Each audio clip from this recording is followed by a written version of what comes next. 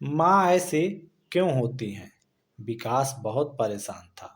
उसे समझ में नहीं आ रहा था कि वो इस परिस्थिति से कैसे निपटे। वो अपनी माँ को बहुत चाहता था, परंतु उसकी पत्नी और बच्चे उसकी माँ से बहुत दूर भागते थे, क्योंकि उसकी माँ की एक आंख नहीं थी, साथ ही उसकी कमर भी झुकी हुई थी। वैसे वह अपना काम सब खुद कर लेती हैं, किंतु फिर भी वो उसकी पत्नी और बच्चों के लिए हमेशा खटकती हैं।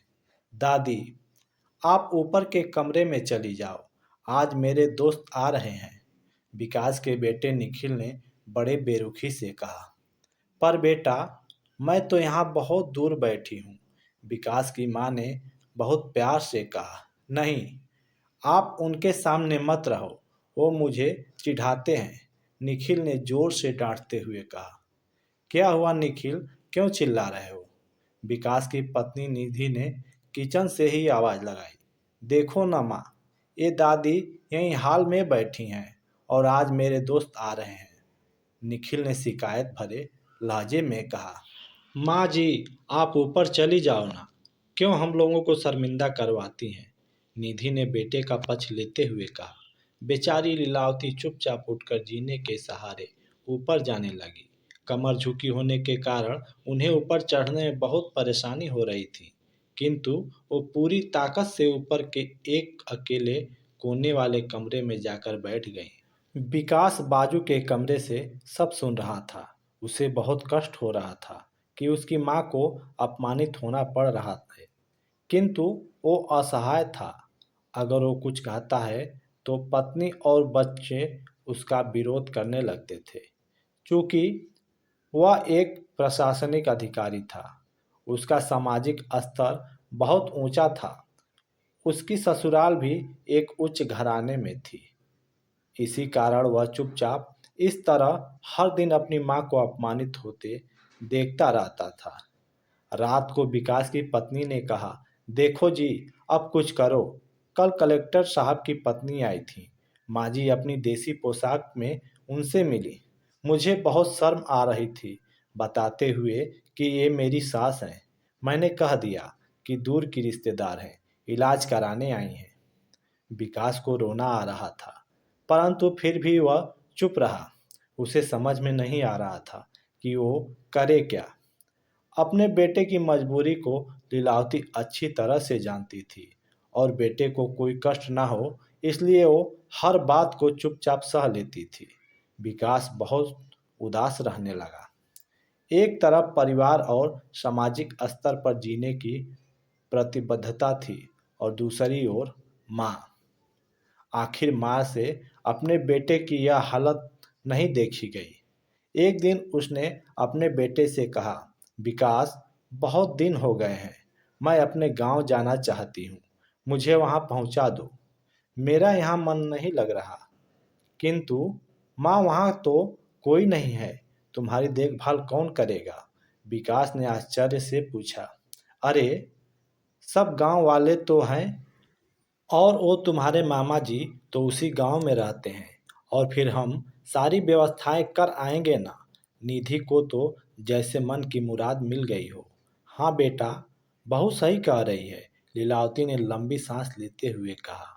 विकास जानता था कि गांव में माँ की देखभाल करने वाला कोई नहीं है, लेकिन अपनी पत्नी की जिद के आगे वह अपनी माँ को गांव छोड़ने पर विवश हो गया।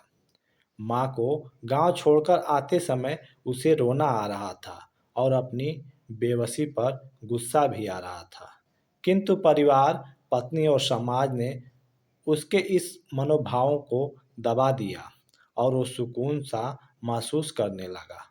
कुछ दिनों के बाद उसके चाचा, जो अमेरिका में रहते थे, आने वाले थे।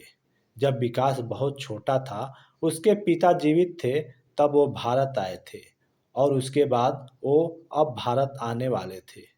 पूरा परिवार और आस पड़ोस बहुत उत्साहित था। अमेरिका से विकास के डॉक्टर चाचा आ रहे थे। डॉक्टर राजेश ने जैसे ही घर में कदम रखा, सबने मिलकर बहुत उत्साह से उनका स्वागत किया। क्यों विकास और भाभी नहीं दिख रही, कहाँ हैं? डॉक्टर राजेश ने उत्सुकतापूर्वक पूछा। जी वो गांव में रहती हैं, यहाँ उनका मन नहीं लगा, निधि ने सपाट लहजे में उत्तर दिया। डॉक्टर राजेश ने विकास की ओर देखा तो विकास ने अपनी आंखें झुका ली। डॉक्टर राजेश सब समझ गए। बोले, कल हम भाभी से मिलने गांव चलेंगे सब लोग। दूसरे दिन सभी लोग गांव वाले घर में पहुंचे। देखा कि लीलावती को बहुत तेज बुखार है और वो पलंग पर असहाय पड़ी हैं। डॉक्टर राजेश दौड़कर लीलावती के पास गए, उनके पैर छूकर रोने लगे। लीलावती की यह हालत उनकी कल्पना से परे था। वाह बेटा विकास, तूने तो नाम उजागर कर दिया। अपनी माँ की ये हालत देखकर तुझे तो शर्म भी नहीं आ रही होगी। डॉक्टर राजेश ने विकास को डांटते हुए कहा। नहीं देवर जी, विकास का कोई दोष नहीं है, मैं खुद गांव आई थी। लीलावती ने अपने बेटे का बचाव किया। मुझे सब पता चल गया भाभी, आप चुप रहो। क्यों बहू, तुम्हें अपनी सास की बदसूरती पसंद नहीं है? समाज में तुम्हें नीचा दिखना पड़ता है ना? डॉक्टर राजेश ने निधि की ओर व्यंग से देखा। निधि खामोश होकर विकास को देखने लगी। आज तुम जिस सामाजिक स्तर पर हो वो इन्हीं के संघर्षों की देन है। और बेटा विकास, तुम्हें शायद मालूम न हो कि बचपन में जब तुम 1 साल के थे तब छत से नीचे गिरने के कारण तुम्हारी एक आंख खराब हो गई थी और तुम्हारी रीढ़ की हड्डी में भी समस्या थी। तब तुम्हारी इस कुरूप माँ ने अपनी एक आंख और अपना बोन मैरो तुम्हें देकर इतना सुंदर स्वरूप दिया था। और निधि बेटा, इतने सालों तक संघर्ष करके बेटे को प्रशासनिक अधिकारी बनाने वाली इस संघर्षशील औरत को तुम लोगों ने यह दशा कर दी। ईश्वर तुम्हें कभी माफ़ नहीं करेगा। डॉक्टर राजेश की आंखों से आंसुओं की जलधारा बहने लगा था। अब भाभी, आप मेरे साथ अमेरिका चलेंगी, यहाँ इन स्वार्थी लोगों के बीच नहीं रहेंगी। डॉक्टर राजेश ने लीलावती से कहा। डॉक्टर राजेश जो उसके चाचा थे, उन्होंने जो राज बताया उसके बाद तो विकास को यही लग रहा था कि मुझसे ज़्यादा पापी इंसान इस दुनिया में कोई और है ही नहीं। वह दौड़कर अपनी माँ के कदमों से लिपट गया। माँ, मेरा अपराध अक्षम्य है। मैं जानबूझकर चुप्पी साधे रहा, आपका अपमान करवाता रहा। अब सिर्फ आप ही उस घर में मेरे साथ रहेंगी और कोई नहीं। विकास ने आग्नेय दृष्टि से अपनी पत्नी और बच्चों को देखा।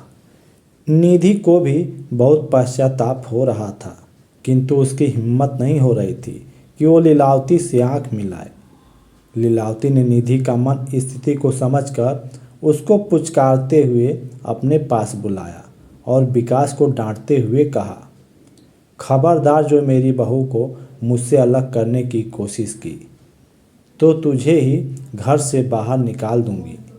निधि और बच्चों ने लीलावती के पैर पड़ते हुए अपने किए हुए व्यवहार पर माफ़ी मांगी और माँ ने हृदय से सबको माफ़ कर दिया। जी हाँ दोस्तों, ये थी आज की मज़ेदार कहानी अगर पसंद आए तो वीडियो को लाइक और चैनल को सब्सक्राइब करना ना भूलें। मिलते हैं अगले वीडियो में एक नई कहानी के साथ। तब तक के लिए जय हिंद, जय भारत।